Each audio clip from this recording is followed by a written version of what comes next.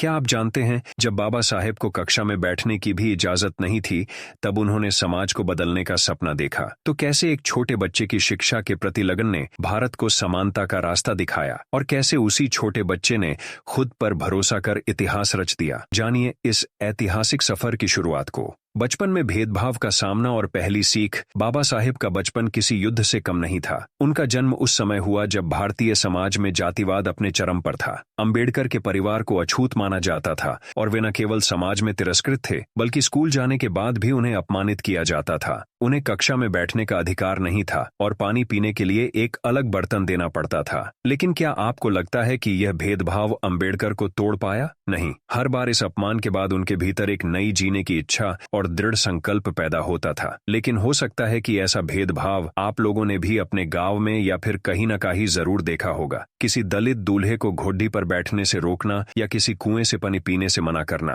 लेकिन उस समय जब ये जातिवाद चरम पर था, तब अंबेडकर ने यह महसूस किया था कि अगर समाज में असमानता को खत्म करना है तो यह केवल एक ही रास्ते से संभव है, शिक्षा का रास्ता। उनका पहला सपना यही था कि वे अपने समाज को शिक्षा के महत्व से अवगत कराएं। यह शिक्षा ही उनके संघर्ष का पहला हथियार बन गई। अब सवाल उठता है कि ऐसी कठिनाइयों के बावजूद अंबेडकर ने कैसे अपने सपनों को जिंदा रखा। चलिए उनके जीवन की अगली महत्वपूर्ण कड़ी पर नजर डालते हैं, जो है शिक्षा के लिए संघर्ष। अंबेडकर का शिक्षा के प्रति प्रेम और उनका संघर्ष आज भी हमारे लिए प्रेरणा है। आपको यकीन होगा कि अंबेडकर ने कभी सोचा था कि जिस समाज ने उन्हें अपमानित किया, वह उसी समाज का भविष्य तय करेगा। यह सवाल अंबेडकर के जीवन में हर कदम पर था। अंबेडकर ने भारतीय और विदेशी दोनों जगहों पर शिक्षा प्राप्त की। मुंबई विश्वविद्यालय से स्नातक करने के बाद वे अमेरिका के कोलंबिया विश्वविद्यालय गए और फिर लंदन में लंदन स्कूल ऑफ इकोनॉमिक्स में दाखिला लिया। लेकिन क्या आपको लगता है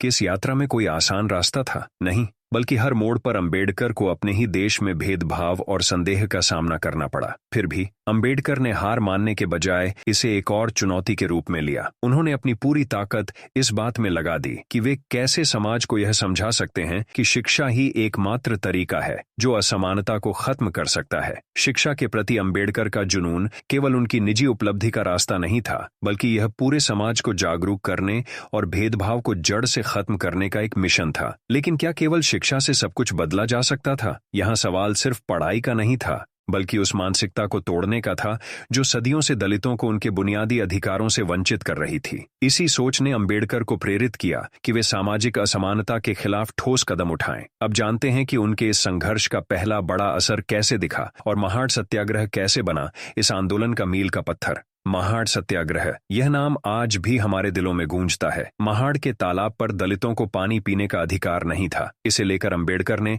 यह ऐतिहासिक सत्याग्रह शुरू किया। आपको यह जानकर हैरानी होगी कि इस संघर्ष में अंबेडकर के साथ हजारों लोग खड़े हुए, लेकिन विरोध इतना अधिक था कि यह संघर्ष केवल एक राजनीतिक या सामाजिक विरोध नहीं, बल्कि एक ऐतिहासिक संदेश बन गया। यह सत्याग्रह केवल पानी के अधिकार के लिए नहीं था, बल्कि यह भारतीय समाज में समानता की पहली बड़ी लड़ाई थी। अंबेडकर ने इस संघर्ष के जरिए यह संदेश दिया कि अगर समाज को आगे बढ़ना है तो हर व्यक्ति को समान अधिकार मिलना चाहिए। वे जानते थे कि यह संघर्ष सिर्फ उनका नहीं, बल्कि पूरे दलित वर्ग का है। इस सत्याग्रह ने यह सिद्ध कर दिया कि असमानता के खिलाफ उठे कदम समाज की धारा को बदल सकते हैं। क्या आज किसी में इतनी हिम्मत है कि वह अपने अधिकारों के लिए पूरी ताकत से खड़ा हो सके? सोचिए, बाबा साहेब के समय में जहां हर कदम पर कठिनाइयों का पहाड़ था, आज के मुकाबले वह संघर्ष कई गुना कठिन था। लेकिन आज जब हमारे पास अधिक सुविधाएं और अवसर हैं, फिर भी क्या हम वही साहस और संकल्प दिखा पा रहे हैं जो बाबा साहब ने अपने द्वार में दिखाया था? क्योंकि महाड़ सत्याग्रह केवल पानी पीने के अधिकार का संघर्ष नहीं था, यह भारतीय समाज की गहराई में बसे भेदभाव को चुनौती देने का पहला बड़ा प्रयास था। यह सत्याग्रह अंबेडकर के नेतृत्व का परिचायक था और समानता की दिशा में एक ऐतिहासिक कदम साबित हुआ। लेकिन यह लड़ाई यहीं खत्म नहीं हुई। अंबेडकर जानते थे कि समानता को स्थायी रूप से स्थापित करने के लिए एक मजबूत कानूनी ढांचे की जरूरत है। इसी सोच ने उन्हें भारतीय संविधान के निर्माण की ओर प्रेरित किया। तो चलिए अब जानते हैं आखिर कैसे अंबेडकर ने संविधान के जरिए पूरे समाज को बदलने की नींव रखी। तो भारतीय संविधान बाबा साहब का एक ऐसा क्रांतिकारी कदम था जो इतिहास में दर्ज हुआ। जब बाबा साहब को भारतीय संविधान का निर्माण करने की जिम्मेदारी मिली तो यह कोई साधारण काम नहीं था। उन्होंने यह काम इसलिए नहीं किया था कि वह किसी और से बेहतर थे, बल्कि यह उनके जीवन का सबसे बड़ा सपना था। उन्होंने इस संविधान में सिर्फ कानून और व्यवस्था की बात नहीं की, बल्कि यह सुनिश्चित किया कि इसमें हर भारतीय नागरिक के लिए समानता, स्वतंत्रता और भाईचारे का संदेश हो। बाबा साहब ने भारतीय समाज की संरचना में बदलाव के लिए गहरी सोच और समझ को काम में लिया। उनका संविधान न केवल भारतीय समाज के लिए बल्कि पूरी दुनिया के लिए एक मार्गदर्शक बना।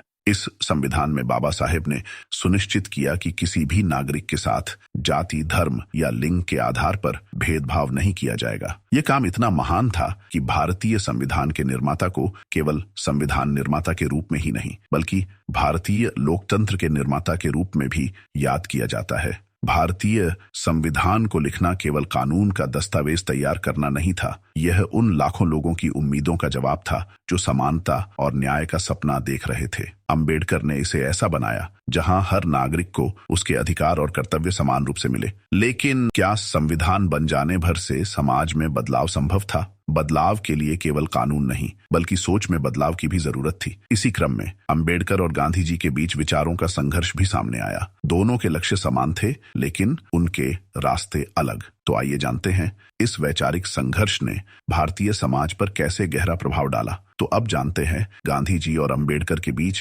कैसा विचारों का संघर्ष था। दो विचारधाराएं, एक लक्ष्य। गांधी और अंबेडकर के विचारों में अंतर था, लेकिन उनका उद्देश्य एक था, समाज में समानता लाना। गांधी जी ने अंबेडकर के विचारों से पूरी तरह सहमति नहीं जताई थी, विशेष रूप से अछूतों के लिए अलग निर्वाचन के मुद्दे पर। हालांकि अंबेडकर ने अपनी बात पर अडिग रहते हुए यह साबित किया कि यदि हम असमानता को समाप्त करना चाहते हैं तो हमें सभी को समान अधिकार देने होंगे, न कि अलग करने होंगे। गांधी जी की अहिंसा और अंबेडकर की कानूनी अधिकारों की बात, दोनों का मिला जुला रूप भारतीय समाज में सुधार की दिशा में बहुत महत्वपूर्ण साबित हुआ। यह संघर्ष दिखाता है कि समाज में बदलाव लाने के लिए कई रास्ते हो सकते हैं, लेकिन लक्ष्य हमेशा समानता और न्याय ही होना चाहिए। जब दो विचारधाराएं समानता के एक ही लक्ष्य की ओर बढ़ती है, लेकिन उनके रास्ते अलग होते हैं, तो यह समाज के लिए गहरी सीख का अवसर बन जाता है। गांधी जी की अहिंसा और अंबेडकर की कानूनी समझ ने मिलकर भारतीय समाज को नया दृष्टिकोण दिया। पर क्या विचारों का यह संघर्ष उनके आपसी सम्मान को कम कर पाया? शायद नहीं।